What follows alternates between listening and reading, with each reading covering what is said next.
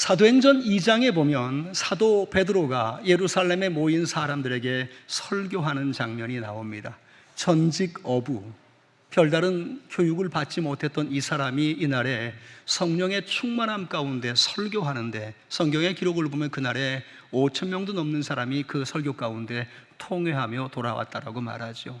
그런데 여러분, 그날의 설교 가운데 베드로가 강조했던 것은 하나님께서 우리 가운데 보내신 그의 아들 메시아, 그가 구원의 주님으로 오셨으나 너희가 그를 십자가에 못 박아 죽게 하겠다는 강력한 책망이었습니다. 그 책망의 설교를 들었던 이 예루살렘에 모였던 사람들이 뭐라고 말하냐면, 형제여 우리가 어찌할 거라고 하는 이 말로써 이 죄의 상황에서 벗어나는 문제를 그들에게 요청합니다. 그런데 그때에 베드로가 그들 가운데 이렇게 말합니다. 사도행전 2장 38절입니다. 너희가 회개하여 각각 예수 그리스도의 이름으로 침례를 받고 죄사함을 얻으라. 그리하면 성령을 선물로 받으리니. 베드로는요, 자신들의 죄의 문제를 고백하는 그들에게 양이나 소를 드리는 속죄의 제사를 가르치지 않았습니다. 또는 다른 대가로서 치르는 방법을 말했던 게 아닙니다. 오직 진실한 회개와 그 회개한 신앙을 증명하는 것으로 침례받을 것을 요청했던 겁니다. 여러분, 이 설교 가운데 예수의 제자들과 초대교회가 신앙의 변화 가운데 요구했던 실제가 나옵니다.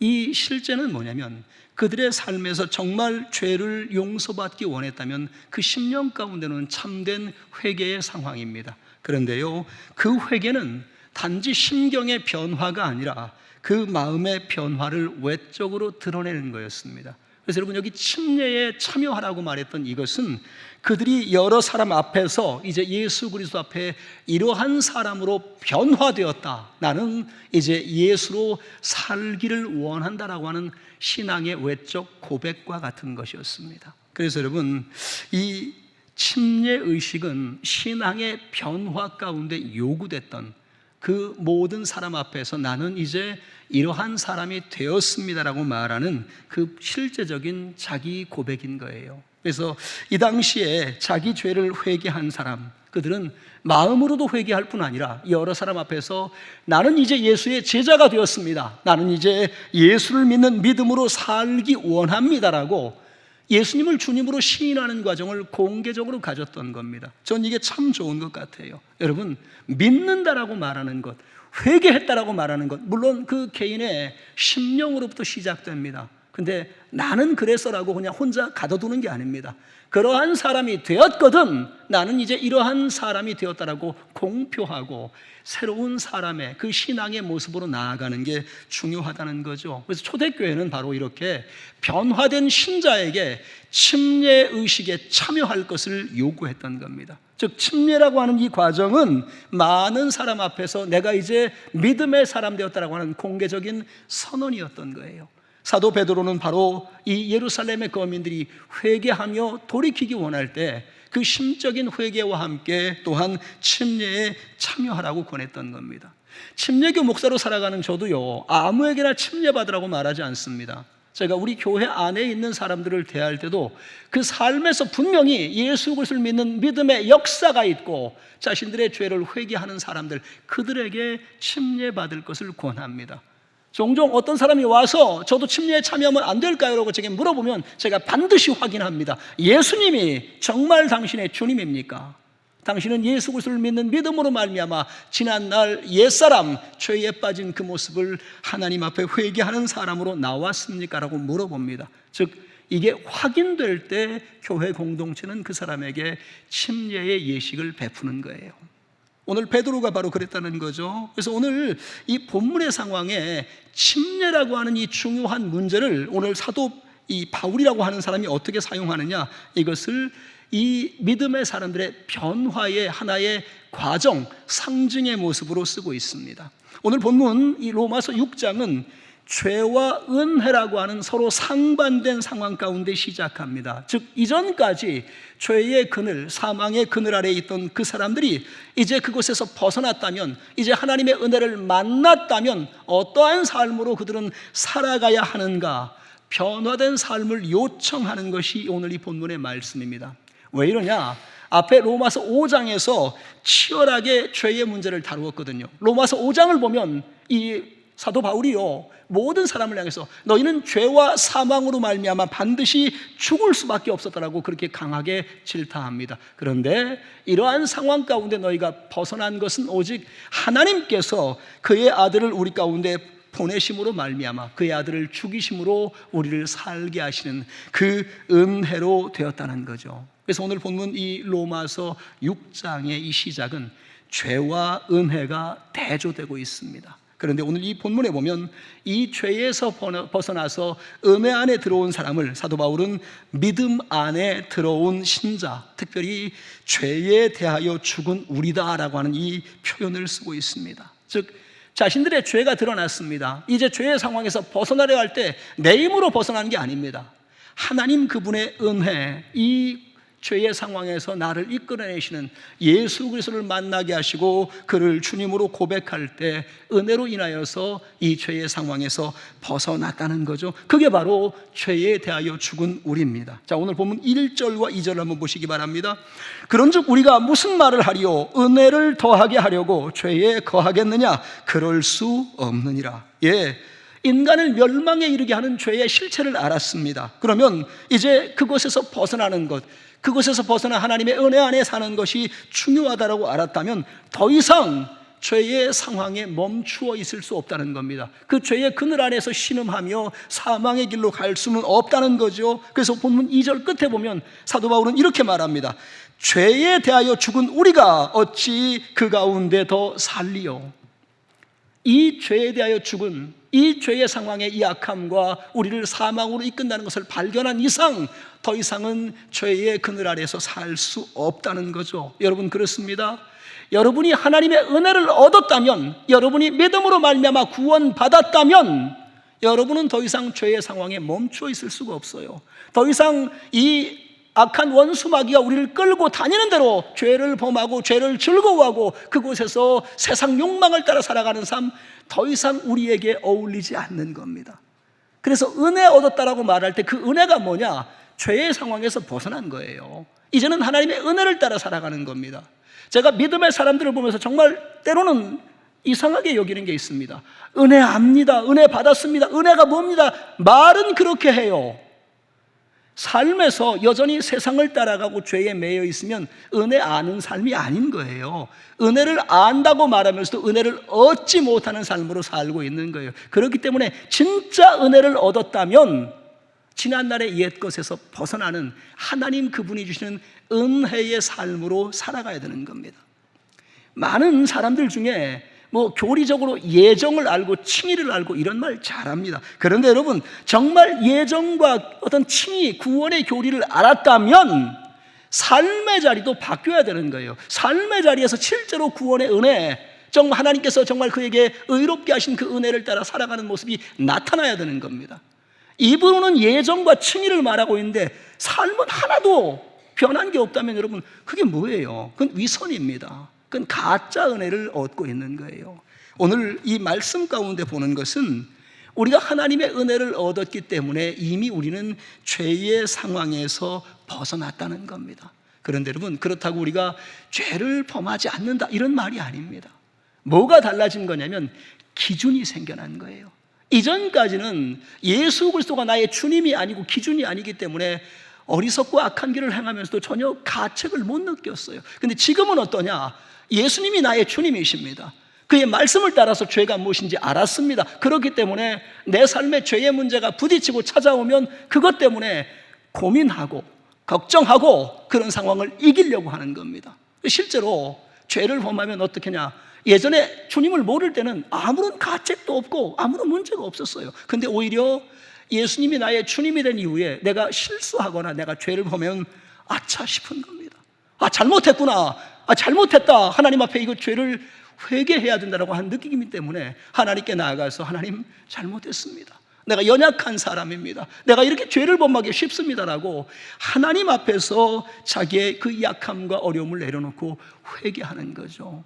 즉 여러분, 이전까지 죄에 이끌려 사는 삶이 아니라 이제는 죄와 싸우는 삶으로 변했다는 겁니다. 그래서 여러분, 오늘 사도 바울은 바로 이러한 사람을 뭐라고 말하냐? 죄에 대하여 죽은 우리다, 이렇게 말합니다. 여러분, 이 말을 잘 기억하시기 바랍니다. 성경에 보면 이 죄에 관하여 두 가지의 표현이 나옵니다. 첫 번째는 죄로 인하여 죽은 하는 말이 나오고요, 두 번째는 죄에 대하여 죽은 하는 말이 나옵니다. 이게 다른 말이에요. 이걸 구분 못하는 분들이 많습니다. 여러분, 여기 말하는 죄로 인하여 죽었다 하는 말은 예수 믿기 이전의 인간의 상태를 말하는 겁니다. 믿기 이전에 우리는 어떠냐? 죄로 인하여 죽어버렸어요. 언제부터 그러냐? 창세기 3장에 나오는 아담과 하와의 불순종의 때로부터 하나님 그분의 명령을 거역하는, 하나님을 떠나는, 하나님 앞에 죄를 범하는, 그래서 죄로 인하여 죽은 자로 살고 있다는 겁니다. 그게 예수 믿기 이전의 우리의 모습입니다. 지금도요, 많은 사람들이 죄로 인하여 죽은 자로 살고 있습니다. 왜? 예수 믿지 않기 때문에. 예수 믿음으로 말미암아 이 구원의 은혜, 자기의 죄를 사함받는 이 은혜를 얻지 못하기 때문에 하나님과 단절된 죄로 인하여 죽은 자로 살고 있다는 거죠. 그런데 여러분, 오늘 사도 바울은 믿음의 성도들을 뭐라고 표현했냐?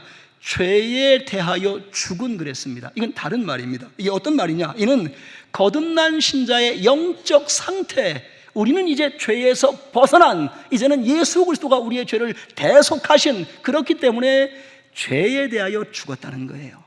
그래서 이제는 믿음으로 살아가는 여정 가운데, 늘 전에는 죄가 우리 가운데 왕 노릇하고 주인 노릇했다면, 이제는 어떠냐? 죄와 사망은 예수의 십자가 앞에서 패배하고 물러가 버린, 이제는 우리는 거기 멈춰진 자가 아니라 죄의 그늘, 사망의 그늘에서 벗어나서 이제는 예수의 은혜 안에 살고 있는 하나님의 자녀가 되었다는 겁니다.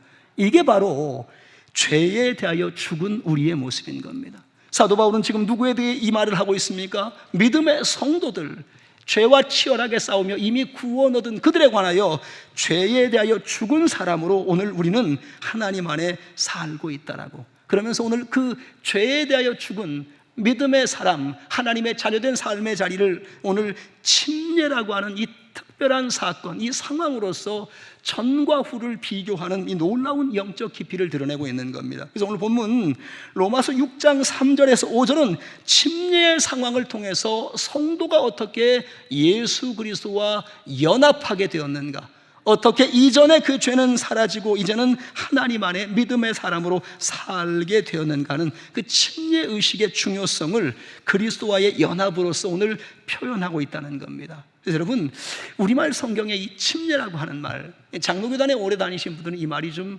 어색할 거예요. 그런데 여러분, 이 침례라고 하는 이 성경의 어원을 좀 보시면 이 헬라어 성경의 침례를 뭐라고 표현냐?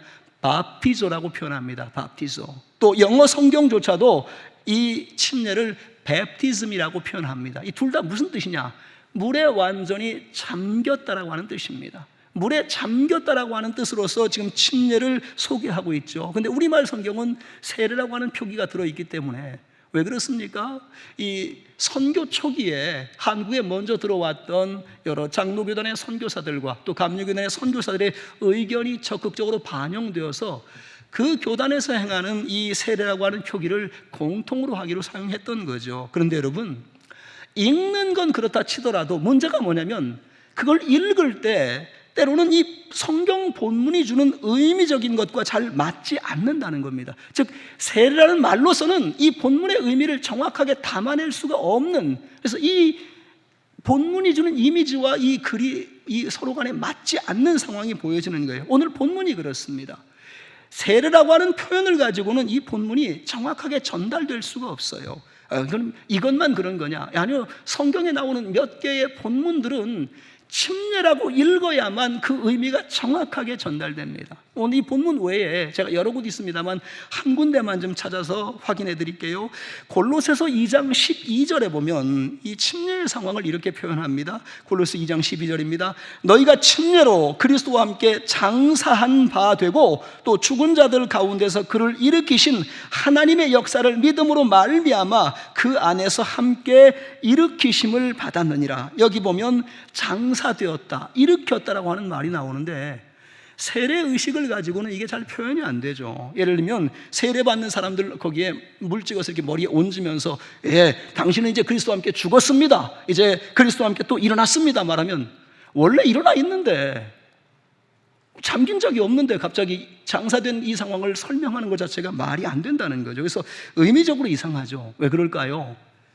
로마서 본문을 또 골로새서 본문을 썼던 사도 바울은 이 글을 쓰면서 이 성경의 내용을 기록하면서 침례의식을 바라보듯이 연상하고 썼던 거예요. 그러한 것을 담아내려고, 즉 예수 그리스도를 주님으로 고백하는 성도가 물속에 들어갔다가 그것의 장사됨의 상징으로서 들어가고, 또한 다시 일어서는 이 부활의 상징으로 일어서는 것을 보고 또한 경험하고 또 연상함으로써 이것을 기록했기 때문에 바로 이 침례의 이미지를 여기에 담고 있는 거죠.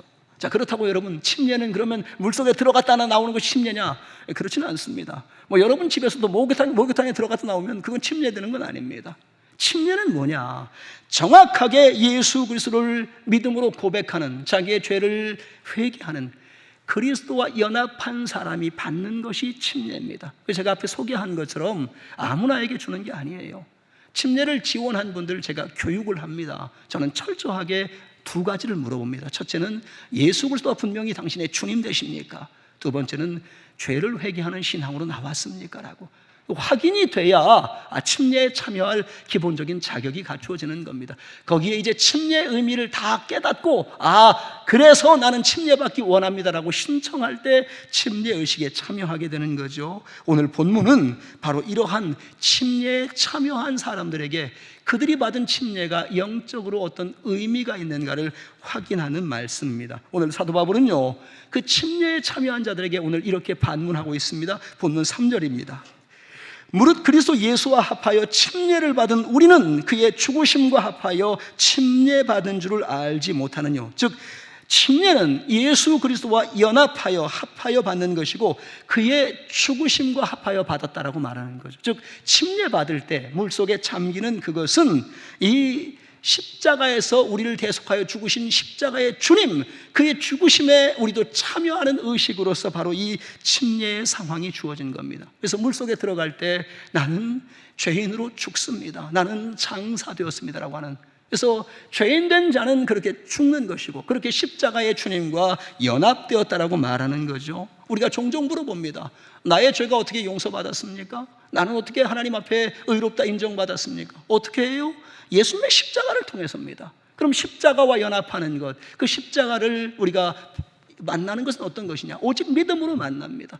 믿음으로 만났기 때문에 그 십자가의 주님을 믿고 따라가는, 그리고 그 십자가의 현장에서 나의 죄가 용서받았다고 고백하는 사람이 침례의식 가운데 확인하는 거예요. 나는 이렇게 주와 함께 연합하여 나는 이 죄의 상황으로 죽었고 옛사람은 죽었고 이제 나는 새롭게 나옵니다라고 하는, 그래서 침례의식은 아주 그 짧은 시간을 통해서 내가 예수님께 속한 사람, 예수님께 연합한 사람이 되었다라고 하는 의미를 담고 있는 겁니다. 그러나 다시 말하지만 필연적으로, 필수적으로 필요한 게 뭐냐?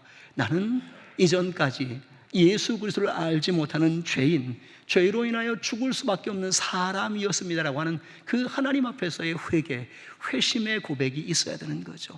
그것을 통해서 확인되었을 때에 이제 그 예수 그리스도, 주와 함께 나는 죽었으며 나는 주와 함께 다시 삽니다, 이걸 고백하는 거예요. 자, 오늘 본문 4절은 바로 이것을 계속적으로 강조하고 있습니다. 4절 말씀입니다.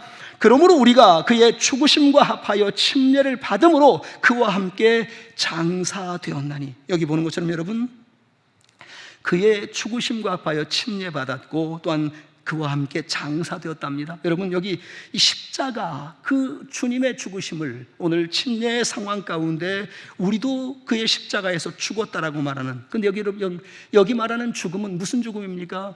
죄에 대하여 죽었다 하는 말입니다.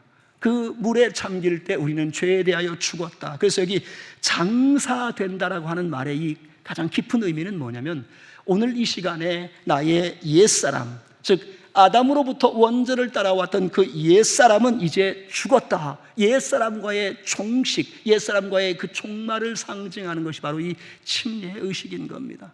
즉 이미 믿음으로 이루어졌지만 침례를 통해서 나도 확인하고 모든 회중 앞에 내가 이런 사람이 되었습니다 알게 하는 거죠. 그래서 사도 바울은 지금 이 본문에 침례 의식을 통해서 우리가 어떻게 이전 사람에서 예수 그리스도를 통해서 변화되는가, 그것을 드러내고 있는 겁니다. 그래서 침례 의식은 다시금 강조합니다만 예수 그리스도 그의 십자가와 그의 죽으심과 그의 부활과 연합하는 의식이라는 겁니다. 그래서 여러분, 이렇게 침례 의식에 참여한 자는 이미 죄에 대하여는 죽은 사람, 새로운 사람이 되었습니다. 근데 여러분, 침례받고 나와서 나 새롭게 되었다, 이게 끝이 아니에요.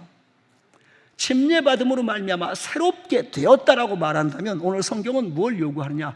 새롭게 된 삶의 모습을 요구하는 겁니다. 새롭게 변화되었고 주님으로 말미암아 새로움의 시간을 가졌다면 이제 옛사람은 죽었고 새사람 된 그 삶의 모습으로 살아가라는 겁니다. 그래서 오늘 본문 4절은 이 예수 안에 새로운 출발을 말하는 이 침례의 상황, 즉 새로운 생명으로 살아가는 삶을 요구합니다. 4절입니다. 이는 아버지의 영광으로 말미암아 그리스도를 죽은 자 가운데서 살리심과 같이 우리로 또한 새 생명 가운데서 행하게 하려 함이니라라고 말하고 있습니다. 사도 바울은요, 예수 그리스도의 부활의 역사가 하나님의 영광, 그의 능력으로 이루어졌다고 말하죠. 그런데 여러분, 예수 그리스도의 부활의 이 일들이 하나님의 영광으로 이루어진 것처럼 또한 믿음의 사람들이 침례에 참여하며 새롭게 된 것도 하나님의 영광과 그의 능력으로서 시작됐다는 겁니다. 그렇기 때문에 이 믿음의 사람들은 더 이상 죄의 권세에 있지 않고 혹은 이전의 불법을 따라가지 않고 새로운 삶의 모습으로 나아간다라고 오늘 본문 4절에 보면 새 생명 가운데 행하게 하려 하신다라고 말합니다. 여러분, 이 말씀은요, 저 멀리 있는 천국에서의 삶만을 말하는 게 아니에요. 우리의 새 생명은 저기서만 얻는 게 아닙니다. 여러분 기억하십시오. 여러분은 이미 그리스도 예수 안에서 새롭게 거듭난 생명인 줄로 믿습니다. 이미 새롭게 됐어요. 그러니 여러분, 천국 가서 잘할 거야, 천국에 가면 다 달라질 거야, 이게 아니고 이미 그리스도 안에 새롭게 된 지금 현재 주와 동행하며 새로운 생명의 삶을 살아가야 되는 겁니다. 믿음의 삶을 살아가야 되는 거예요. 그래서 오늘 사도 바울은 이 천국의 이 장래를 말할 뿐 아니라 오늘 그리스도와 연합한 성도들의 이 새로운 삶, 오늘 이 현재의 상황을 우리가 어떻게 적극적으로 살아갈 것이냐, 그래서 보다 하나님 안에서 적극적인 의로움의 모습으로 살아갈 것을 요구하는 겁니다. 그래서 오늘 계속 강조하는 게 뭐냐? 너희 옛사람은 죽었고 너희는 새사람, 부활의 새로운 사람으로 나왔다 하는 말입니다. 이것을 확정하는 말이 오늘 본문 5절이에요. 5절 같이 보시겠습니다. 만일 우리가 그의 죽으심과 같은 모양으로 연합하는 자가 되었으면 또한 그의 부활과 같은 모양으로 연합한 자도 되리라. 이미 침례 가운데 그의 죽으심과 같은 모양으로 연합되었습니다. 그렇다면 이제 우리에게 주어진 삶의 여정 속에서도 그의 부활과 같은 모양으로 연합한 자가 되었다는 겁니다. 이제 예수 그리스도의 부활의 이 경험, 거기에 참여한 거예요. 침례 가운데 물속에서 일어 나올 때 주님이 다시 사신 것처럼 우리도 주님 안에 살았다라고 아는 겁니다. 이 부활의 의식에 참여했기 때문에 우리 안에는 분명하게 부활의 소망이 있어야 됩니다. 부활의 첫 열매 되신 예수님을 따라서 장차 우리도 주의 이 부활에 참여하리라고 하는 분명한 믿음이 있어야 되는 겁니다. 또 한 가지, 그렇기 때문에 오늘 우리 안에 살아가는 삶의 시간 속에서 그 주님이 이끌어가는 새 생명의 삶, 이 부활의 신앙에 맞는 삶의 모습이 있어야 되는 거예요. 그래서 침례에 참여하고 변화가 나타나지 않는다면, 뭔가 새로움이 나타나지 않는다면 그게 더 이상한 겁니다. 분명히 고백할 때 나의 옛사람은 죽었고 나는 새롭게 되었습니다, 그렇게 고백했다면 삶의 자리도 주님과 연합하는 새로운 삶의 모습이 지속돼야 되는 거예요. 계속해서 믿음으로 성장하고 이 성도의 삶으로 나아가는 모습이 나와야 되는 겁니다. 그래서 여러분, 침례가 이 침례 가운데 구원이 이루어진다, 이건 맞는 말은 아니에요.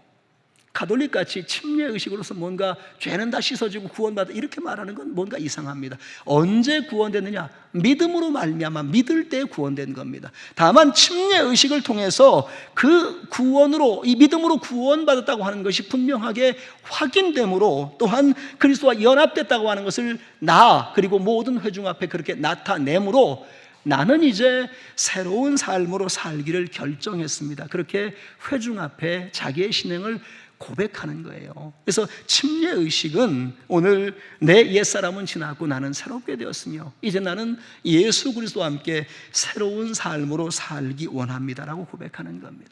오늘 로마서 6장에서 사도 바울은 이 침례라고 하는 이 구체적인 상황을 가지고서 우리가 이전의 죄의 사람으로서 어떻게 우리의 죄가 죽었으며 어떻게 우리가 부활의 예수와 함께 살게 되었는가, 이 침례라고 하는 것을 중요한 과정, 이 매개의 과정으로 씀으로써 오늘 우리의 삶은 이렇게 달라졌다라고 말하는 겁니다. 여러분, 오늘 여기 앉아있는 많은 분들, 제가 볼 때 대략 한 80% 이상이 거의 침례받은 분들입니다. 그렇다면 여러분은 이미 예수 그리스도와 연합한 자의 삶으로 살고 있다는 거죠. 예수 그리스도와 연합한 자의 삶으로 살고 있기 때문에 우리의 삶에서 늘 주님의 것들이 보여야 됩니다. 주님을 기쁘시게 하는 신앙의 열매가 나타나야 됩니다. 하나님의 영광을 위해 살아가는 그 모습들이 보여져야 됩니다. 여러분이 밖에 나가서 나는 침례교회 다녀, 나는 침례받았어, 그렇게 말하는 것도 중요합니다만 또한 중요한 것이 뭐냐? 그래서 나는 침례받은 신앙의 모습, 성도의 삶으로, 여기 오늘 본문이 말하는 새로운 생명의 삶으로 살고 있느냐, 이게 중요한 거죠.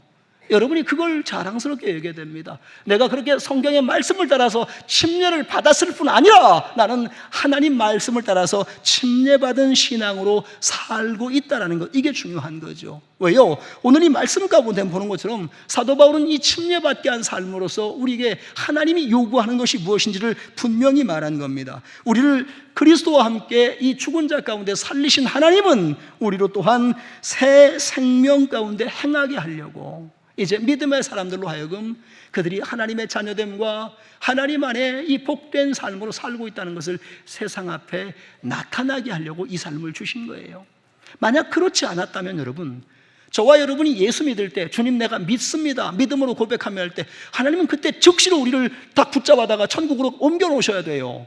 근데 그렇게 안 하죠. 왜 그렇게 안 하십니까? 믿음으로 구원받은 우리에게 이 땅을 살아가는 동안에 하나님 그분 안에 살아가는 이 믿음의 삶, 이 삶의 여정, 하나님의 영광을 나타내는 이 복음의 증인된 삶을 요청하는 겁니다. 그렇게 살면서 또한 천국을 미리 경험하는 거죠. 그래서 여러분의 천국은 저 하늘에서만 경험하는 게 아닙니다. 여기서 예수 그리스도가 우리 안에 계실 때 나는 옛사람을 벗어버린 새 사람으로, 나는 세상과는 다른 믿음의 사람으로 그 하나님 안에서의 삶을 고백하며 나아가는 겁니다. 똑같이 더위를 겪고 있습니다. 똑같이 삶의 문제를 겪고 있습니다. 똑같이 어려움을 겪고 있습니다. 그런데 달라졌죠? 뭐가 달라졌습니까? 세상에 속한 사람은 그것 때문에 불평하고 원망하고 죽겠다, 못 살겠다 말하지만 믿음의 사람들은 이미 하나님 안에 들어왔으니 삶에 어려움이 찾아오고 고난이 찾아오고 문제가 찾아와도 나는 예수로 말미암아 살리라, 예수로 말미암아 이기리라, 예수로 말미암아 하나님의 영광을 위해 살아가리라라고 고백하는 거예요. 이 안에서도 이미 천국의 기쁨, 천국을 연습하고 있는 겁니다. 저는 그렇게 생각합니다. 다들 생각하기는 여기서는 대충 살아도 저기 가면, 천국 가면 다 알아서 할 거야. 저는 그렇게 생각하지 않습니다. 여기서 충분히 연습하십시오. 연습을 잘해야 실제도 잘하는 거예요. 프로야구 선수 보면 연습 안 한 선수는 실전에서 잘할 수가 없어요. 연습을 정말 만 시간을 했기 때문에 프로가 되고 전문가가 되는 것처럼 여기서 주님과 말씀을 통해서 순종하고 예배하고 하나님 안에 살아가는 것을 마음껏 경험하십시오. 그러면 천국 가서 어색하지가 않아요. 여기서 하나도 안 하고 여기서 마음대로 살고 여기서 정말 지옥 갈 인생을 살다가 천국을 들어가라고 하면 너무 어색할 것 같아요. 못 들어갈 것 같아요. 그래서 실제로 계시록에 어떻게 말합니까? 부끄러워서 못 들어간답니다. 누더기같이 하나님 안에 세마포의 예복으로 준비되지 못한 그 자기의 모습을 보고 못 들어가는 거죠. 여기 있을 때 믿음으로 살아가는 지금 정말 침례받는 신앙의 이 고백과 온이 변화된 삶으로서 하나님 안에 살아가는 그것이 준비된 자가 여기서 주와 함께 동행했기에 저 하나님 나라에 가서도 주 예수를 따라가는 그 믿음의 삶으로 넉넉하게 살아갈 줄로 믿습니다. 그렇게 여러분, 오늘 믿음으로 주어진 우리의 삶 어떻게 살고 있습니까? 자랑스러운 침례교인의 모습으로 살아가셔야 됩니다. 늘 하나님 안에서 복된 것들을 말하면서 오늘 나는 주님 안에 새 생명 얻은 자가 되었다라고, 오늘 침례의식에 참여하는 여러분은 예수 그리스도 안에서 새로운 생명으로 나아가는 사람들입니다. 또한 이미 침례받고 믿음으로 고백하며 이 믿음의 삶을 치열하게 오늘 살아가는 여러분은 이미 하나님의 자녀 되었으며 하나님께서 이 땅 가운데 하나님의 영광을 나타낸 사람으로 택하여 세우는 은혜의 사람들인 줄로 믿습니다. 날마다 그렇게 하나님의 영광을 나타내는 정말 죽음에서 살아났으며 이제 하나님과 함께 기쁨으로 나아가는 그 자랑스러운 침례교인들 되시기를 간절히 축원드립니다. 기도하겠습니다. 살아계신 하나님, 침례의식을 통해서 예수 그리스도와 연합하는 성도, 그들은 물에 잠길 때에 나의 옛사람, 죄의 사람은 이미 죽었고 죄에 대하여 죽은 우리가 이제 부활의 주님과 함께 일어나서 이 새로운 새 생명의 삶을 살아가는 줄로 믿습니다. 우리에게 주어진 삶의 여정을 더욱더 하나님의 영광을 위하여 하나님을 기쁘시게 하는 삶의 모습으로 나아갈 수 있게, 하나님이 여기서 이미 예수 그리스도와 함께하는 성령의 내주함을 경험하는 그 기쁨에 또 감사에 천국의 사람으로 살아가는 그 놀라운 일들이 우리 침례교회 여러 성도들에게 나타날 수 있게 하나님 함께하여 주시옵소서. 감사하며 예수님 이름으로 간절히 기도하옵나이다. 아멘.